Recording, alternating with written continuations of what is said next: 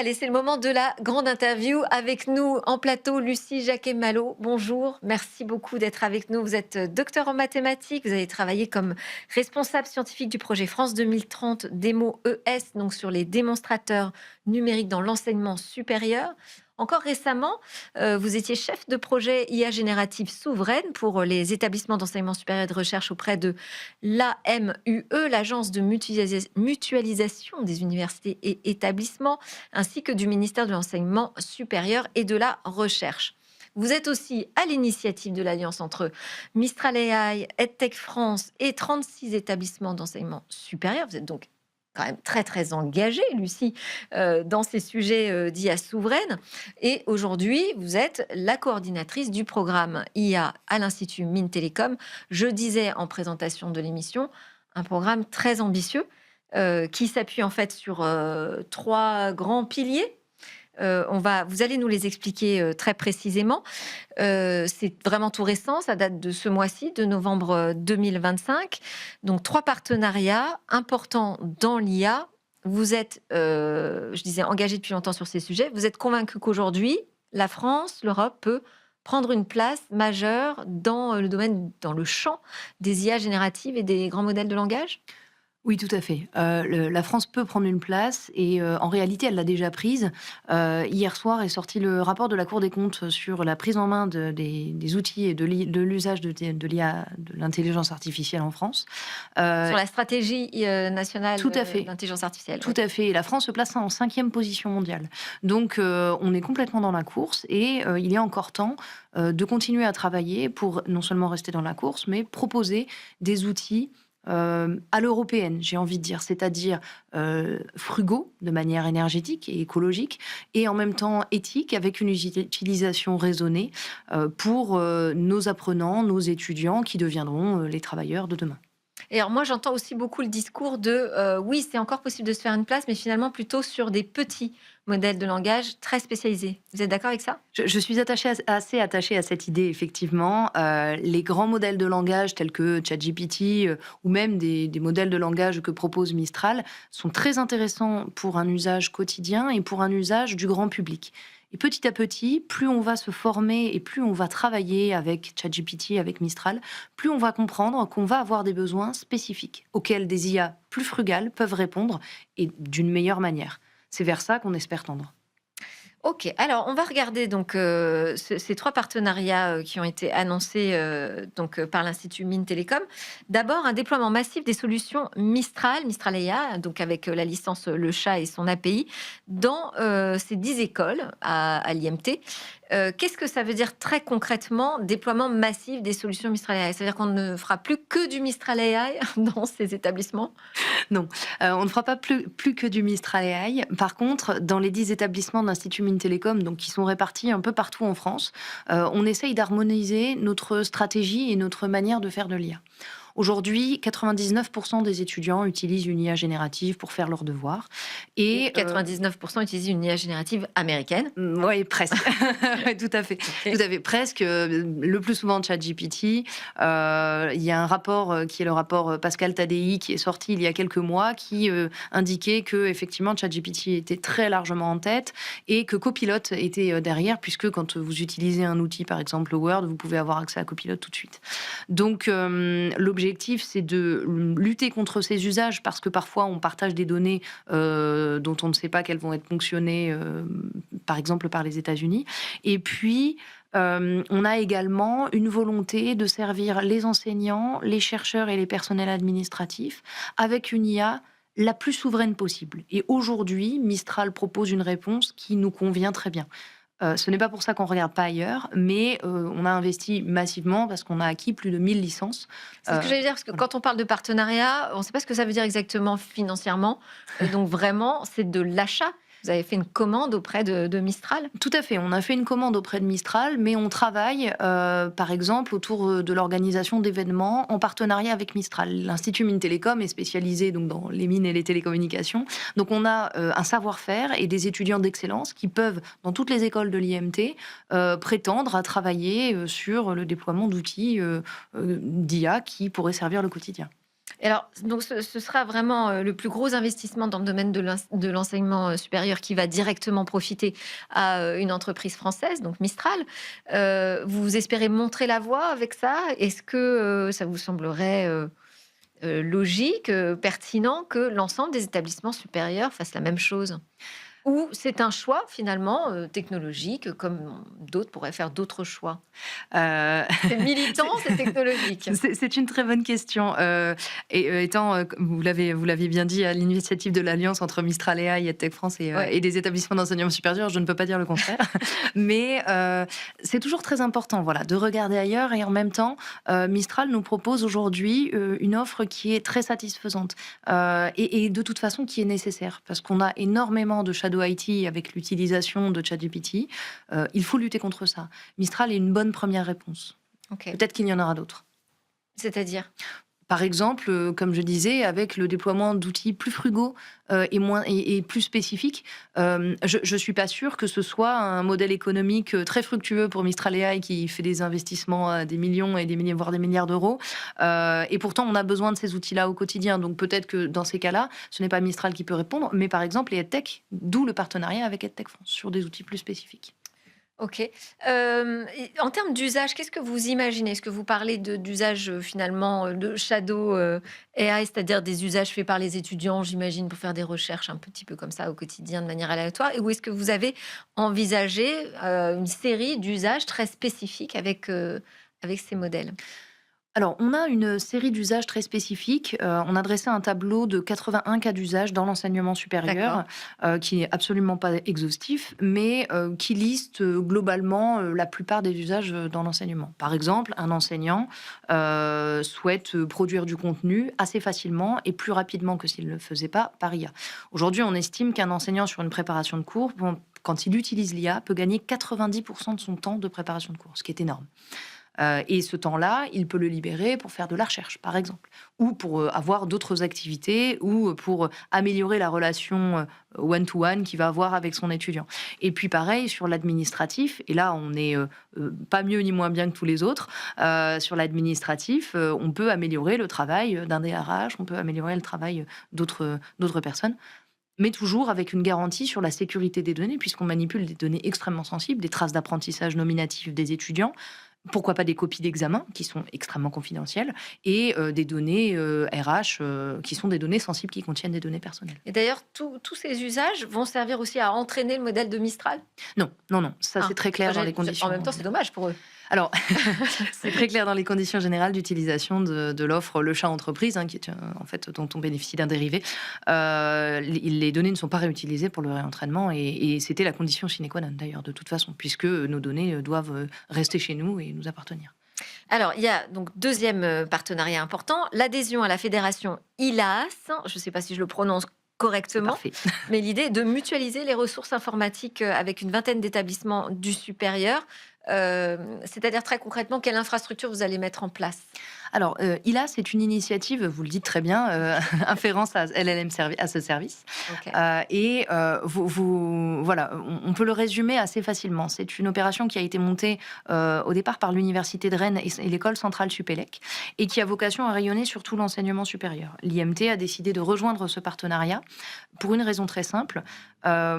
Aujourd'hui, vous pouvez sur votre maison installer des panneaux solaires photovoltaïques. Ouais. Ils permettent d'emmagasiner l'électricité. Vous consommez, je mens un peu, mais c'est un peu l'idée, vous consommez l'électricité qui a été emmagasinée par vos panneaux et lorsque vous avez du surplus, vous la revendez à EDF. Ouais. En réalité, c'est un peu la même chose qu'on va faire avec les serveurs. C'est-à-dire que les établissements qui sont adhérents à ILAS vont mettre à disposition des infrastructures et des nœuds de calcul. Ils vont être prioritaires sur leurs nœuds de calcul. Donc, bien entendu, s'ils ont des phases de recherche, ils vont pouvoir utiliser leurs infrastructures. Mais tout ce qui n'est pas utilisé va être mis dans le pot commun au bénéfice de tous. Et donc, ça, ce qui est très intéressant, c'est que... Mais c'est spécifique pour faire tourner les grands modèles de langage. Pas forcément, ça va être spécifique pour faire du calcul. Donc D'accord. ça peut être du calcul comme vous entendez parler du calculateur Jean Zé, voilà, donc on a des supercalculateurs qui sont parfois très sollicités. Vous avez quelque chose à faire en recherche autour de l'IA ou pas. D'accord. Vous allez pouvoir solliciter les établissements d'ILAS pour avoir plus de capacités. Et puis, 3 mois après, c'est votre établissement qui va mettre à disposition les capacités. D'accord, donc c'est un projet, enfin, c'est une approche donc collaborative de partage, de capacités de calcul, partage aussi sur les usages. Vous imaginez, je sais pas, partager des bonnes pratiques, par exemple, je sais pas, un cas d'usage qui a été identifié, dans tel établissement qui pourrait servir à un autre? Bien entendu, oui, oui. Et le premier cas d'usage, c'est le cas d'usage d'une IA générative assez généraliste. Donc ça, on en a développé en interne. Et Euh, comment vous la diffusez alors ensuite? Comment vous diffusez le cas d'usage? c'est une très très bonne question et c'est une question à laquelle il est vraiment pas facile de répondre parce que les IA qu'on déploie sont diffusées par des campagnes de communication assez simples et en général, les gens les testent. Et quand ils les testent, ils ont en tête que ces IA qu'on développe maison, on va dire, vont remplacer ChatGPT. Et c'est pas du tout le cas. Eh oui. Et elles sont parfois moins ergonomiques, hein. On n'a pas les milliards d'ergonomie qui peuvent être mis, qui peuvent être mis au service de l'ergonomie. Et en même temps, ces outils-là vont avoir des usages plus spécifiques. Et donc, il ne faut pas se dire qu'on va réussir à remplacer ChatGPT par des outils maison basés sur la fédération ILAS, mais qu'on va remplacer plutôt les usages, et c'est pour ça qu'on a un vrai travail sur ces cas d'usage-là, grâce à des outils plus spécifiques. Et que petit à petit, on va transformer ces mésusages de ChatGPT en usages bénéfiques au sein de la communauté. Vous coordonnez l'ensemble du programme, mais va y avoir une gouvernance partagée? Comment ça va s'organiser, Oui, tout avec à la fait. fédération? Tout à fait. Alors, moi, je coordonne le programme IA donc de l'Institut Mines Télécom. La fédération, qui est donc pilotée par l'Université de Rennes et Centrale Supélec, va être composée d'un conseil d'administration et sur lequel on aura évidemment des choses à dire en tant que membre de ce conseil d'administration, par exemple. OK. Alors, troisième partenariat, c'est la collaboration avec le label Equitia, donc pour certifier l'éthique des pratiques. Qu'est-ce que ça veut dire l'éthique des pratiques aujourd'hui avec les modèles de langage, avec l'intelligence artificielle? On n'a pas de définition véritable. Non, et j'aime assez l'idée qu'on puisse avoir une définition un peu personnelle de l'éthique des pratiques. Ouais. Aujourd'hui, quand on utilise un outil d'IA, on aime bien se poser la question, est-ce que c'est éthique? J'entendais tout à l'heure justement sur le plateau, quand on utilise un outil d'IA pour chercher une recette, ce n'est pas une utilisation éthique, voilà, clairement. Mais peut-être certaines personnes vont avoir des utilisations qu'ils jugent éthiques et que d'autres ne jugent pas éthiques. Donc, Maintenant, éthique et responsable, pour vous, ça va de pair, oui, ça va de finalement. pair. Ouais. Éthique, responsable, frugal, en tout Et cas le plus frugal. frugal Ouais. possible. Néanmoins, il y a des repères et des marqueurs pour identifier si une utilisation est éthique ou pas, et Equitia va nous accompagner à accéder à ces marqueurs-là. Par exemple, est-ce que l'outil d'IA que j'ai développé, est-ce que je peux pas avoir une utilisation plus frugale? Et donc, est-ce que je vais tendre vers une meilleure utilisation? Et c'est-à-dire qu'ils vont auditer Alors, les modèles? ils vont nous accompagner. Ils vont nous accompagner et à la fin, il y a une labellisation vers laquelle on peut tendre par tout simplement une grande grille critériée qui nous permet d'être labellisé pour indiquer qu'on a une utilisation la plus éthique possible des IA. Et donc, il va contenir évidemment l'inclusion des publics à besoins spécifiques, la mise en place d'outils d'IA les plus frugaux possibles, la souveraineté, qui est un énorme sujet et donc, sur lequel on se doit de travailler, et d'autres sujets, bien entendu, sur le déploiement et la formation des accompagnants. Et est-ce que ça veut dire que certains usages seront proscrits? Alors, pour l'instant, il y a des usages qui sont proscrits et il y a des usages qui sont proscrits par les actes, par exemple. En Ouais. termes d'éducation, nous sommes sur des systèmes d'IA qui sont à haut risque et donc on se doit d'avoir une grande vigilance. Par exemple, l'inférence des émotions est interdite. Alors, ça, ça nous paraît évident. Et en réalité, quand on est enseignant, on a bien envie de savoir quel étudiant s'ennuie à quel moment du cours pour savoir comment l'améliorer. Ça, c'est interdit, tout simplement. Donc, il y a des choses déjà qui sont interdites et il y aura des chartes. On est en train, évidemment, de mettre en place une charte d'usage sur laquelle, par exemple, nous interdisons le fait de placer des documents sensibles ou à données confidentielles dans l'IA, par exemple, de Mistral, parce que nous savons qu'elle est hébergée chez Azure en Suède et Google en Irlande. Donc, nous essayons de garder le maximum de souveraineté. Alors ouais, c'est ça. Parce que comment on la traduit, cette exigence de souveraineté? Parce que ok, vous faites le choix de Mistral, mais on sait très bien que derrière, on a encore toute cette infrastructure dont on n'a pas la maîtrise Oui. finalement. Tout à fait. Je vais reprendre les paroles de Pierre-Alain Muller, qui est président de l'Université de Haute-Alsace, et qui disait Nous sommes. La France est entièrement souveraine sur les sous-marins nucléaires lanceurs d'engins. Jusqu'à la dernière vis, on arrive à créer un sous-marin entièrement français. Aujourd'hui, sur l'IA, c'est impossible. Et il y a fort à parier que demain, ça restera impossible. Pourquoi ? Parce que les GPU sont états-uniens pour la plupart. Les métaux rares ou les minerais rares viennent de toute façon pas de France, parce qu'il n'y en a pas ou extrêmement peu. Donc, on n'arrivera jamais à être 100% souverain. Maintenant, comment on arrive à Parce que tendre... le cloud est aussi chez les hyperscalers. Tout à fait, tout à fait. Il y a eu un calcul de l'inspection générale de l'enseignement supérieur, de l'enseignement du scolaire et de la recherche qui a été fait en disant qu'on ne pourrait pas transcrire les usages de ChatGPT des étudiants en France, tout simplement parce que nous n'avons pas assez de GPU. Donc à partir de ce moment-là, on a deux choix possibles. Soit on investit dans des GPU et dans des centrales nucléaires pour accompagner, etc., ce qui, à mon sens, n'est pas souhaitable, soit on revoit nos usages. Et donc tout ça, tout ce problème de souveraineté va en fait avec le fait de pouvoir revoir nos usages sur des utilisations ou des mésusages. D'où le lien avec le label Equitia. Et on risque pas d'avoir finalement une double vitesse, c'est-à-dire des pays ou des continents qui vont super vite et qui font plein de choses super marrantes avec l'intelligence artificielle, et puis la France ou l'Europe qui va se limiter finalement. C'est possible. C'est possible et ça peut arriver, vous voyez, en recherche, par exemple. Nous essayons d'être à la pointe mondiale de la recherche en France.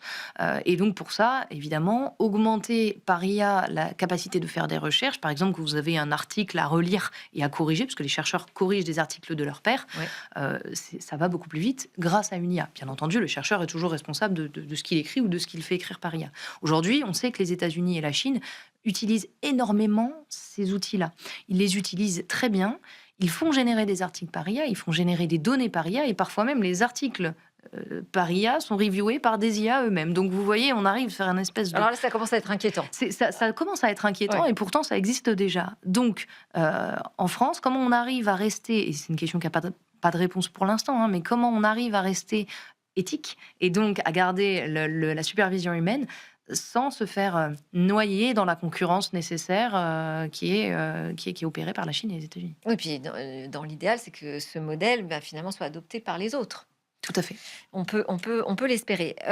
Donc là, l'idée, en tout cas, c'est d'accélérer sur la stratégie IA. Donc accélérer tout en étant frugal, si j'ai bien compris, donc dans un environnement contraint et éthique. Quelle est votre vision, vous, de l'arrivée de l'intelligence artificielle dans l'éducation ? Est-ce que vous avez l'impression que ça va se faire finalement en douceur, que ça va être des petits usages qui vont se développer, mais pas une véritable grande transformation ? Ou est-ce qu'on est à l'aube d'un cataclysme ? Merci beaucoup pour cette question.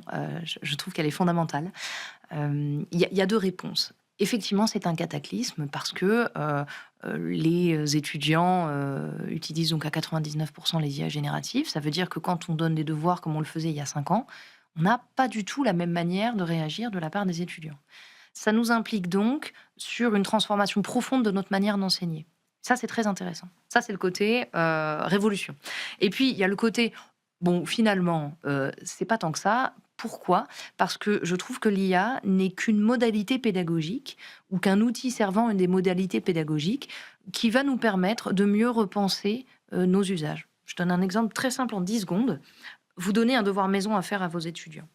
Les étudiants utilisent très massivement les IA génératives pour y répondre. Pas de problème. Vous ne voulez plus que les étudiants les utilisent. En réalité, là, ce qui compte, c'est la relation de confiance que vous avez nouée avec eux. Si vous les utilisez, ces IA-là, comme modalité pédagogique dans tel ou tel cours, mais que le jour où c'est interdit, c'est expliqué pourquoi c'est interdit, parce que là, on va acquérir des compétences sur lesquelles l'IA est complètement inutile, les étudiants et la relation de confiance qu'on a avec les étudiants est absolument géniale. Et là, l'IA, en fait, n'apparaît que comme une modalité pédagogique. Donc, on continuera à avoir des super talents mathématiques comme vous, formés, y compris avec l'IA. Alors, pas comme moi, mais effectivement, tout à fait. Merci beaucoup, Lucie Jacquet-Malo, d'avoir été avec nous. Je rappelle que vous êtes donc la coordinatrice de ce programme IA à l'Institut Mines Télécom. Merci à tous de nous avoir suivis. C'était Smart Tech, encore une émission riche en enseignements sur l'intelligence artificielle. On se retrouve très vite sur la chaîne Bismart.